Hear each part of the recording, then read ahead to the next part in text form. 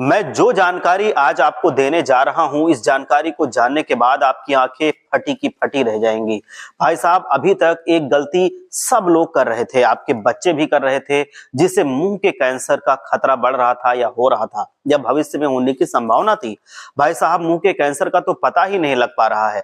ऐसा देखा जा रहा है कि लोग गुटखा नहीं खाते हैं, तंबाकू नहीं खाते हैं, तब भी मुंह का कैंसर हो रहा है।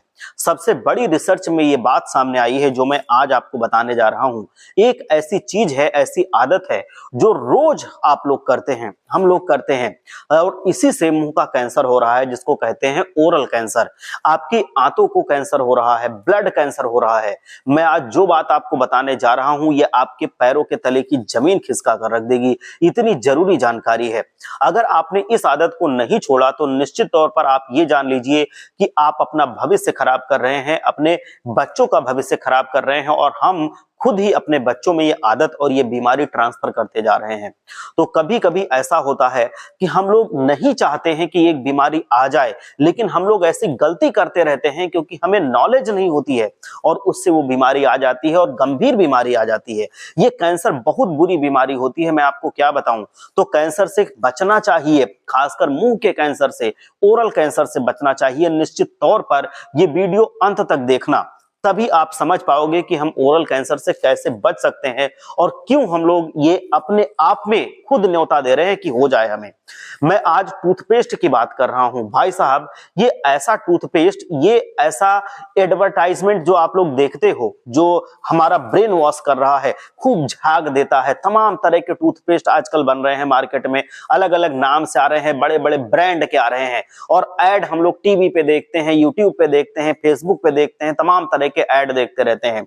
व्हाइट टूथपेस्ट और तरह तरह की कंपनियां क्या क्या दावा करती रहती हैं, आपके दांतों को मोती की तरह चमकाने का, और वो फलाना ढिमकाना, ये सब कुछ वो अपनी तरफ आकर्षित करने के लिए करती हैं, बेवकूफ बनाने के लिए करती हैं।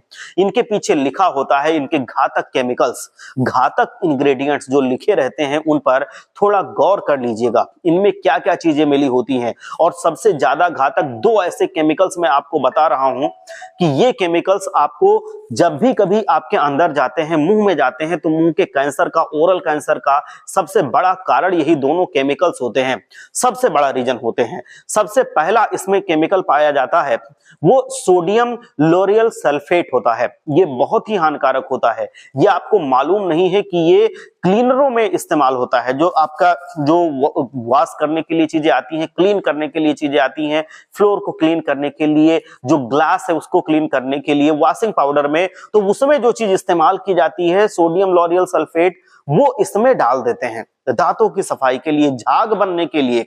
और इसको जब हम लोग यूज करते हैं तो इसी से झाग बनता है।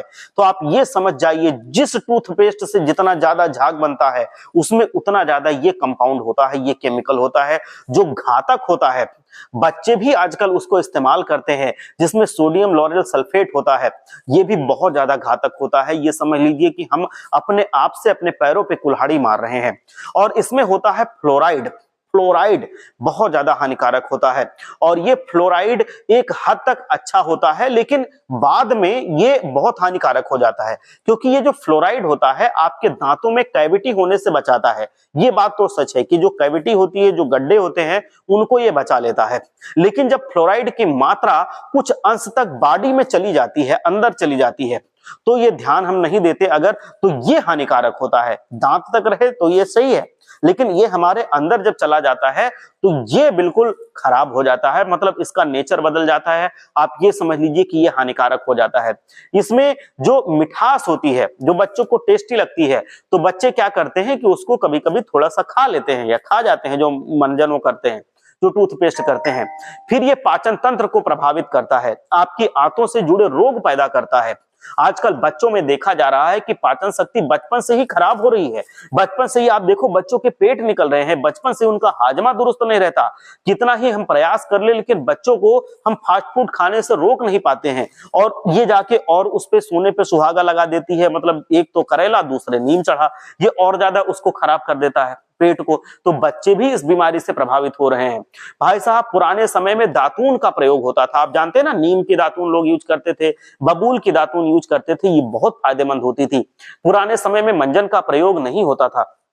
एक सिंपल सा मंजन आता था, उसको लोग यूज कर लेते थे, डाबर लाल दंत मंजन जो आता था, इसमें इतना केमिकल नहीं होता था, इसमें खास तौर पर जड़ी बूटियां होती थी और इसको थूकने पर झाग ना के बराबर बनता था और इसको खरीदने की होड़ मची हुई थी। लेकिन अब झाग वाले जितने टूथपेस्ट आ गए हैं उसमें ये जो दो केमिकल्स मिलाए जाते हैं ये बहुत ही ज्यादा झाग तो बनाते हैं लेकिन ये बहुत ज्यादा हार्मफुल होते हैं, बहुत ज्यादा घातक होते हैं।